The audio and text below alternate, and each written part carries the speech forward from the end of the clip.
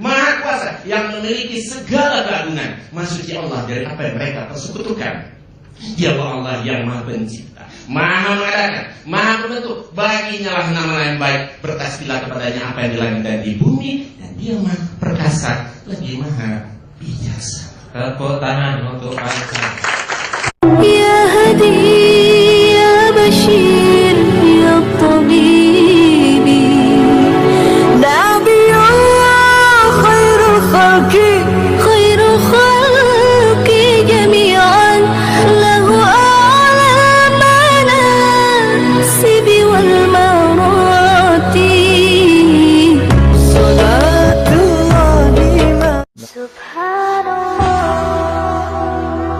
Bismillahirrahmanirrahim. Assalamualaikum warahmatullahi wabarakatuh. Kamu masih yang dirahmati Allah. Semoga Allah senantiasa curahkan segala rahmat, segala nikmat yang berkepanjangan dan tiada penghujung dari dunia hingga akhirat. Dan insyaallah Allah pun kumpulkan kita para kaum muslimin di bawah naungan Rasulullah beserta para nabi, beserta para orang-orang yang Allah kasihi, Allah sayangi, Allah cintai, insyaallah di bawah naungan Rasulullah kelak di mana tiada naungan selain daripada naungannya, insyaallah. Amin amin Allahumma amin. Kaum muslimin, pada kesempatan malam hari ini saya kembali akan membuat sebuah video di mana video ini mengesahkan tentang perdebatan ya, masih meneruskan perdebatan Ustadz Moko Ginta versus seorang pendeta ya, yang dimana pendeta ini yang seperti biasa ya, yang semalam sudah saya upload itu ya ngarang cerita begitu ya, modal ngotot, modal ngeyel saja. Dan ini kelanjutannya kaum muslimin ya, sesi ketiga, dan nanti pun ada sesi keempat insyaallah. Kalaupun ada masa akan saya upload kembali insyaallah ya, mudah-mudahan masih sempat saya. Oke, demikian kaum muslimin videonya. Shalom alaihim bisa Muhammad siap. Bapak Ibu dan sekalian, sesuai dengan tema, samakah nama Tuhan Islam dan Kristen ya. Nah, kalau Islam, nama Tuhan Islam itu Allah ya, sebagaimana kita lihat di sini ya. Kenapa umat Islam memanggil Tuhannya Allah? Karena Dia sendiri yang memperkenalkan. Sebagai kita lihat, innani anallah la ilaha illa anna fa'budni wa aqimis sholata li dzikri. Sesungguhnya aku ini Allah, ya kan? Sesungguhnya aku ini Allah, tidak ada Tuhan selain pada aku, maka sembahlah aku dan dirikanlah sholat untuk mengingat aku. Jadi aku ini Allah. Karena Allah itu nama, makanya tidak boleh diterjemahkan ke bahasa apapun. Makanya Al-Quran diterjemahkan semua bahasa di dunia, Allah tetap Allah, nggak boleh diganti, tidak boleh diganti.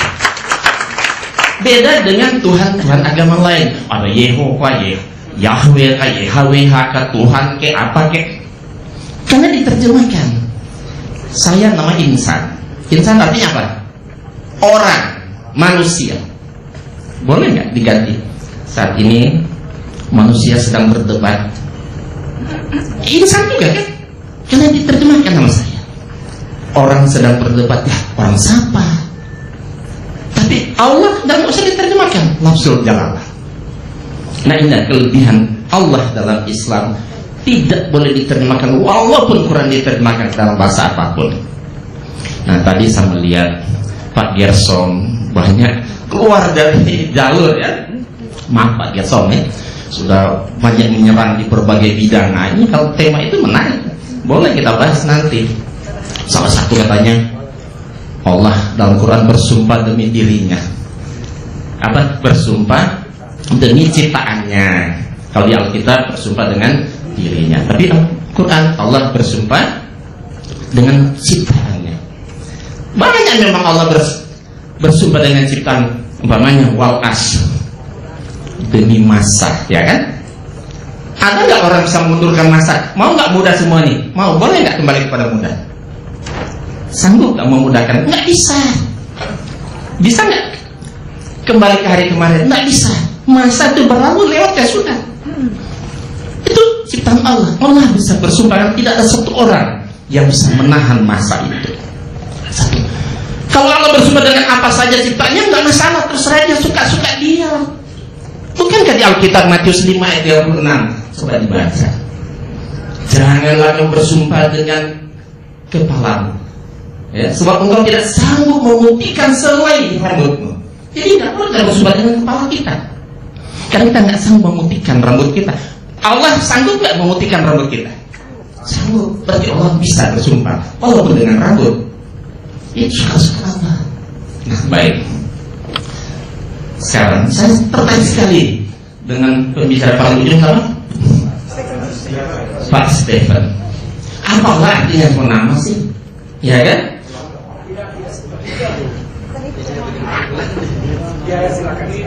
Lah artinya apa? Yang penting kan katanya, ya kan? Kita lihat nanti mau Yehova ke Yahweh, Allah atau apa, yang penting kita lihat esensinya, sifat Allah itu yang kita lihat.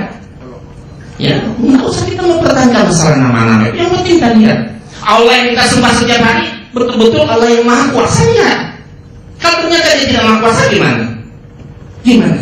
Apa artinya? Kita panggil Yahweh, ternyata dia tidak maha kuasa, dia tidak maha tahu umpamanya, kan percuma kan? Nah, oke.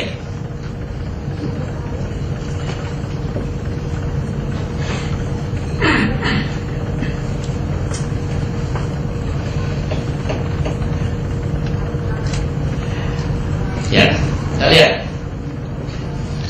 Allah atau Allah yang membaikkan kitab suci kita ini pasti harus bersifat maha atas segala sesuatu. Apakah Bapak dan Ibu setuju bahwa Allah itu harus bersifat maha atas segala sesuatu? Setuju nggak? Saya yakin Kristen pun harus mengakui setuju. Tidak mungkin Allah tidak mempunyai sifat maha kan? Nah kita lihat, berpikirlah Tuhan, apakah aku akan menyebutkan kepada Abraham apa hendak kulakukan ini? Jadi kira-kira Tuhan gimana ya? Aku ngomong nggak sama Abraham?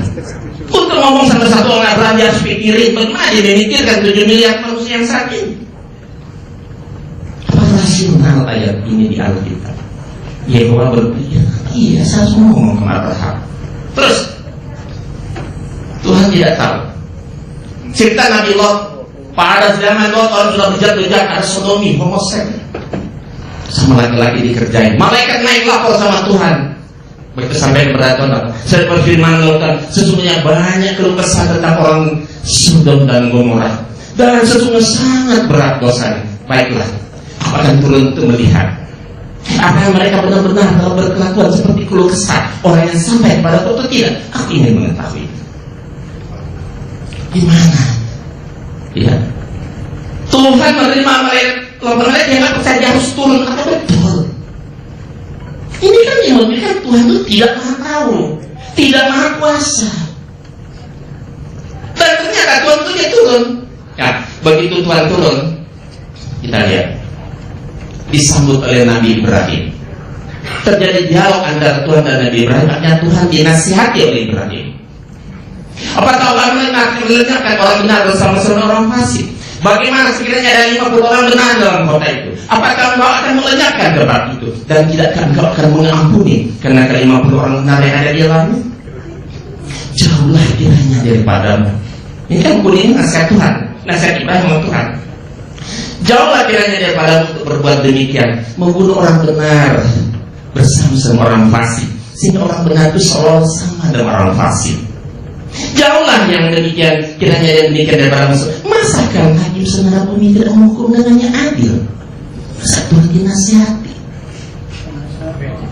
Ya, terjadinya jika berdoa 50 orang benar orang kota Sodom, aku akan mengampuni seluruh tempat itu karena mereka. Akhirnya Pak ditawar lagi sama Abraham. Bagaimana kalau kurang 5? Oh, aku tidak akan memusnahkan. Bagaimana kalau 40? Bagaimana kalau 30? Bagaimana kalau tinggal 20? Bagaimana kalau tinggal 10? Ya ini kayaknya apa? Kayaknya main-main. Sudah main-main Tuhan dinasihati, masih mendingan. Tapi bagaimana Tuhan Yahweh itu dinasihati oleh Musa? Nabi Musa menasihati Yahweh. Karena apa? Yahweh lupa janji dan sumpah. Tapi kita akan lihat. Kita bandingkan dulu dengan Al-Quran. Dialah yang menciptakan langit dan bumi dalam 6 masa. Kemudian dia bersemayam di atas arsy. Dia mengetahui apa yang masuk ke dalam bumi, apa yang keluar daripadanya, apa yang turun dari langit, apa yang naik ke langit. Jadi Allah di Quran nggak perlu harus turun ke bumi untuk mengecek laporan mereka, karena dia tahu apa yang masuk ke bumi, yang keluar ke bumi, yang naik ke langit, yang turun ke langit. beda. Kalau Allah di Alkitab Yahweh, ya harus ngecek atau betul. Aku ingin tahu. Nah, kita lihat. Nabi Musa menasihati, telah melihat bangsa dan sesungguhnya mereka adalah satu bangsa yang tegak teguh. Oleh sebab itu biarlah supaya murkaku bangkit terhadap mereka, tapi engkau akan dan aku akan membinasakan mereka, tapi engkau akan buat menjadi bangsa yang besar. Apa kata Nabi Musa? Mengapa Tuhan murkamu bangkit terhadap umatku yang telah kau bawa keluar dari tangan Mesir dengan kekuatan dan tangan yang kuat? Ini nasihatnya. Berbaliklah dari murkamu yang bernyala-nyala dan menyesallah. Tuhan disuruh menyesal. Menyesallah karena malapetaka yang tidak kau datangkan kepada umatku. Ingatlah. Apakah Tuhan lupa? Disuruh ingatlah kepada Abraham, Israel, hamba-hamba itu, sebab kepada mereka engkau telah bersumpah demi dirimu sendiri dengan berfirman kepada mereka. Hadirin, kuning ini sumpah Tuhan yang Tuhan lupa dibacakan oleh Musa. Engkau pernah bersumpah, aku akan membuat keturunanmu sebanyak bintang di langit, dan seluruh negeri yang telah kujanjikan akan kuberikan kepada keturunanmu supaya didirikan untuk selama-lamanya. Akhirnya kan menyesalah Tuhan karena malapetaka yang akan didatangkan kepada Tuhan. Apakah Allah Tuhan seperti ini harus kita simak? Tuhan dinasihati, lupa, diingatkan. Kemudian kita lihat bagaimana ya, dalam Al-Quran Allah lah yang menciptakan 7 langit dan seperti itu pula bumi. Perintah Allah berlaku padanya agar kamu mengetahui bahwasanya Allah Maha Kuasa atas segala sesuatu, dan sesungguhnya Allah ilmunya benar-benar meliputi segala sesuatu. Subhanallah, luar biasa Allah, ilmu Allah yang ada di dalam Al-Quran. Nah, kita lihat satu lagi. Tuhan menyesal ketika dilihat Tuhan bahwa segala kejahatan manusia di bumi cenderung hatinya selalu membuatkan kejahatan semata-mata, maka menyesallah Tuhan bahwa Ia telah menjadikan manusia dan hal itu memilukan hati. Dan berfirmanlah Tuhan, aku akan menghapus manusia yang telah kuciptakan di muka bumi, baik manusia maupun hewan dan binatang dan burung-burung udara, sebab aku menyesal aku telah menjadikan mereka. Berarti kita ini Tuhan keliru, salah, tidak sesuai dengan skenario. Nanti kita kira kalau Tuhan akan menghukum kami, jangan mau. Enak aja, dia yang salah, kami memang maunya kami diciptakan. Engkau yang menciptakan, engkau yang salah, bukti yang engkau menyesalkan tiru. Masa kami yang dihukum? Didatangkan air bah untuk apa? Dia akan musnahkan semua manusia di bumi di saya Nabi Nuh dan keluarganya. Kenapa? Karena dia menyesal telah membuat manusia. Tapi begitu disisain Nabi Nuh dan anaknya turun-temurun sampai dunia ini, manusia makin bejat-bejat. Apakah itu tambah stres? Ya, tambah sedih. Hadir. Justru kalau kami umat Islam membela, tidak mungkin ada Tuhan macam begini. Yang nggak benar orang menulis Bible ini, orang menulis Alkitab ini yang nggak becus. Masa Tuhan ditempatkan sebagai makhluk yang lemah? Kan boleh, Tuhan jangan ditempatkan makhluk yang lemah. Yang salah ini orang yang menulis ini, Bible itu yang salah, yang keliru, bukan Tuhan. Kalau Tuhan betul-betul ini firman Tuhan, kita protes Tuhan. Enak aja, dia yang salah, masa kami dihukum? Ini satu kelemahan Tuhan yang disembah-sembah. Kita lihat bagaimana dalam Al-Quran. Dan pada sisi Allah kunci-kunci semua yang gaib. Tidak ada yang mengetahuinya kecuali Dia sendiri. Dia mengetahui apa yang di daratan dan di lautan, dan tidak sehelai daun pun yang gugur melainkan Dia mengetahui. Dan tidak jatuh seperti biji pun dalam kegelapan bumi, dan tidak seperti yang basah atau yang kering, melainkan tertulis dalam kitab yang nyata. Subhanallah, luar biasa ilmu Allah. Daun di atas bumi seluruh dunia ini jatuh sebutir selai awalnya. Manusia tercanggih di dunia ini taruh komputer paling canggih di pohonnya paling rindang, lacak daun mana yang mau jatuh duluan, saya tidak bisa. Satu pohon, tidak bisa. Tapi Allah sehelai daun pun Nah, baik. Ya. Tuhan dalam Bible. Lalu terjagalah Tuhan seperti orang yang tertidur, seperti pahlawan yang siuman dari mabuk. Apakah Yehovah harus ditempatkan sebagai makhluk yang begini? Nah, cuma di gereja kan tidak terbiasa. Kalau membahas begitu, saya kan mantan Kristen, saya banyak tahu. Selama saya berlama dengan Kristen, tidak pernah dibahas oleh pastor atau pendeta yang begini, tidak pernah. Betapa Tuhan menyelubungi putri Sion dengan awan dalam murkanya. Keagungan Isa dilemparkannya dari langit ke bumi. Tak diingatnya akan tumpuan kakinya ketika Tuhan marah. Dia lupa di tempat dia berpijak. Apakah iya Tuhan lupa tempat dia berpijak karena dia marah? Masih mendingan. Kita lihat.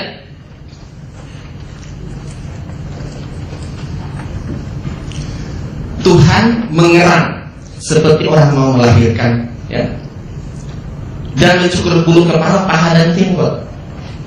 Aku membisu dan sejak dahulu kala. Aku berdiam diri, aku menahan hatiku. Sekarang aku mau mengerang seperti perempuan yang melahirkan. Aku mau mengamuk dan megah-megah atau mos-mosan tersengal-sengal. Ya, apakah Tuhan dilukiskan ya seperti wanita yang mau melahirkan? Pada hari itu dengan pisau cukur yang dipinjam dari seberang sungai Efrat, Raja Asyur, Tuhan akan mencukur kepala dan bulu paha. Bahkan pisau itu akan melenyapkan jenggot. Waktu habis menjenggot. Nah, baik. Nah, terakhir, ya, yang satu. Ini begini. Kita lihat di Al-Quran, ya, surat 9. Wallahu ladzi la ilaha illa huwa alimul ghaibi wasyahadati warrahmanur rahim. Wallahu ladzi la ilaha illa wal malikul quddus salamul mu'minul muhaiminul azizul jabbarul mutakabbir. Subhanallahi amma yusifun. Wallahu khaliqul bari'ul musawwir lahul asmaul husna yusabbihu lahu ma fis samawati wal ardi wa huwal azizul hakim. Yang terakhir artinya kalian, dialah Allah yang tidak Tuhan selain Dia. Maha mengetahui yang gaib dan yang nyata. Dialah yang maha pengasih lagi maha penyayang. Dialah yang tidak ada Tuhan selain Dia. Penguasa, maha suci, maha sejahtera, maha memberi keamanan, maha memelihara, maha perkasa, maha kuasa, yang memiliki segala keagungan. Maha suci Allah dari apa yang mereka persekutukan. Dialah Allah yang maha pencipta, maha mengadakan, maha membentuk. Baginya lah nama yang baik. Bertasbihlah kepadanya apa yang di langit dan di bumi. Dan Dia maha perkasa, lagi maha bijaksana. Tepuk tangan untuk Anda. Jadi Allah seperti inilah yang kita ibadati, kita yakini, kita ya, bukan Allah yang tadi berpikir atau ilmu misalnya nasihati. Itu apa bedanya dengan makhluknya? Terima kasih. Sekali lagi tepuk tangan untuk Pak Insan. Semakin mempertegas beliau bahwa Tuhan Islam dengan Tuhan Kristen atau Tuhan yang lain ternyata berbeda. Karena perbedaan itulah maka menyembah, mempersepsi dan beragama secara berbeda-beda satu dengan yang lain. Yang Kristen menganggap Tuhan itu maha menyelamatkan, yang Islam menganggap Tuhan itu maha kuasa. Tepuk tangan sekali lagi untuk ini. Bapak, Ibu dan Saudara sekalian, ada waktu 20 menit, 10 menit kita berikan, terserah mau dibagi berdua, 10 menit dibagi bertiga, diambil sendiri juga terserah, berebut dulu sampai waktu habis juga terserah. Oleh karena itu Bapak, Ibu dan Saudara sekalian, kami beri waktu 10 menit untuk pihak Kristen memberikan tanggapan terhadap apa yang tadi sudah dipresentasikan oleh para pembicara. Silakan kepada Pak Stephen C. Karena namanya bukan nama Indonesia, jadi saya agak susah menyebutkan. Pak Ji ya, Pak Ji. Pak Ji ya, Pak Ji ya. Ini Jawa ini, Pak Ji. Silakan Pak Ji. Pertama-tama saya koreksi dulu bahwa saya tidak memiliki pengajaran bahwa Tuhan mau dipanggil apa saja sama, tidak. Ya, nama Tuhan itu jelas bahwa penyelamat kami adalah Yahweh. Di dalam nama Yeshua HaMashiach, yang berkarya sebagai penyelamat. Itu pertama koreksinya. Yang kedua, Yang saya mau tanggapi dari Pak Moko Ginta, saya pikir metode pendekatan kita ini terhadap kitab suci itu tidak semata-mata literal. Ya, saya pikir juga para kaum muslim juga sama melakukan metode pendekatan, atau kita sebut dengan tambah dalam metode pendekatan ada hermeneutiksnya, ada penafsirannya, bermacam-macam metode. Kenapa diperlukan itu? Karena bahasa di dalam kitab suci itu bukan berarti semata-mata bahasa literal, seperti Tuhan menyesal, kamu cukur bulu lalu ditertawai. Pak, ingat baik-baik bahwa ada bahasa figuratif, ya, ada bahasa kiasan, bahasa lambar, bahasa perumpamaan, ya, ada bahasa personifikasi, ada metabolisme, metamorfis, ada itu, ya. Saya kasih contoh. Saya tidak tahu apa ini benar atau tidak. Silakan buat pihak muslim mengoreksi saya jika saya salah. Apakah ada ayat tertulis di dalam Al-Quran bahwa Muhammad itu kekasih Allah? Ada nggak? Ada kan? Kekasih Allah. Pak Moko Ginta, saya mau tanya saja atau semua. Apakah Allah punya kekasih? Kayak kita kekasih, saya punya kekasihnya ini. Itu kan artinya ada suatu bahasa figuratif, Pak. Artinya bahwa Muhammad itu dekat di hatinya Allah. Bukan berarti kekasih dalam arti ada percintaan yang ada rasa cinta eros gitu, Pak. Romantis itu Allah itu kalau begitu. Nah, kalau Bapak bisa mengatakan Allah itu menyesal, kami memiliki banyak pandangan perspektif. Kenapa dia menyesal? Bukan arti pengertian manusiawi.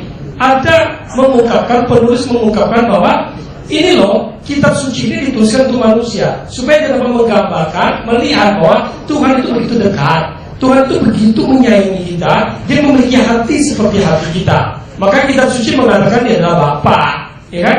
Apakah disebut Bapa? Kami ini anak-anak Tuhan.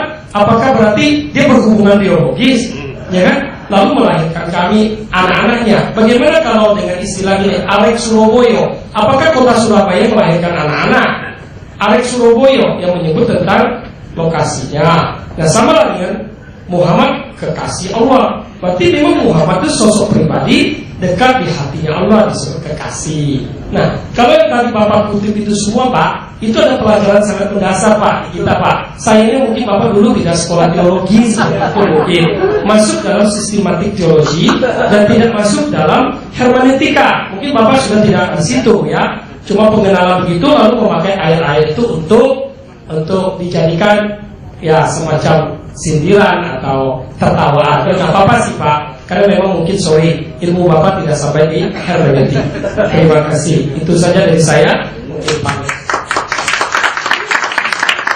Ya, saya juga mau menanggapi saudara. Tadi saya pikir materi saya itu menyimpang. Ternyata ada yang menyimpang juga, ya. Saya pikir nggak boleh pakai ayat kitab suci lain. Ternyata Pak Mugita juga mengikuti saya, ya. Dan saudara, memang untuk membandingkan, ya, otomatis harus ada pembanding, ya kan, harus ada pembanding. Kalau kita mau bandingkan Tuhan Kristen sama Tuhan Islam, kalau dari kita harus gimana membandingin, ya kan, harus ada pembanding. Itu yang pertama. Saya setuju dengan Pak Ihsan kalau dia katakan bahwa nama Allah tidak boleh diterjemahkan. Ya, itu. Dan nama Allah dalam bahasa manapun tetap Allah, dan itu adalah nama sesembahan orang muslim. Cuma tadi Pak Ihsan belum mengambil kesimpulan, ya.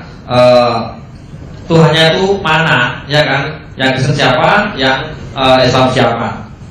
Nah, saudara, yang kedua, Allah kita tidak sama dengan Allah dia. Iya. Nah, itu kesalahan beliau juga. Iya. Karena dia konsideran istilah Allah itu. Kalau Iya. secara spesifik dia, ya harusnya dia memakai Allah kita beda dengan Tuhan. Iya, ya itu. Dan di situ tidak konsisten di situ. Iya.